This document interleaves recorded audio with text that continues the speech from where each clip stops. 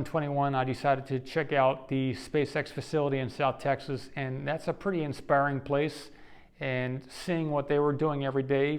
As a photographer, I took many videos, over 1,900 videos over a 2+ year time span, and I put a lot of those on YouTube, and they got hundreds of thousands of hits every day for several months. And so in that first month of taking video, I got inspired to think about water and space, because oceans is something I've cared about for a long time. And it turns out there are oceans out there in space, 20-mile deep ones. So we're talking off-planet oceans. And that was my initial inspiration for thinking further in the space domain. It turns out a lot of satellites need to get refueled. So in-space refueling is a kind of a long-term thing that many, the DoD and other sectors have been looking into. Is that possible? Is it profitable? And so we've been moving forward that idea of in-space refueling, but also space logistics. And we're focused on the fluids and potentially frozen fluids as well. But we're initially starting out with the fluids in space to do the in-space refueling.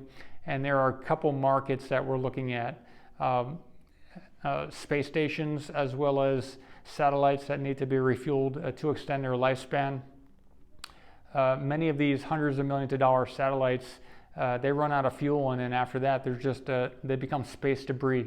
So if we can refuel, they will need a certain type of connector for us to connect. A lot of these haven't been manufactured or designed with the idea of refueling. So we're moving forward a type of connector that we can partner with different space agencies to incorporate into their satellite designs or modules, so that the astronauts on those missions or the independent satellites without any people on them can have a longer lifespan. And just like your car, you put gas in the car, you could do the same thing with a satellite, because many of these satellites will have a certain type of thruster on them, which can work on various types of propellant.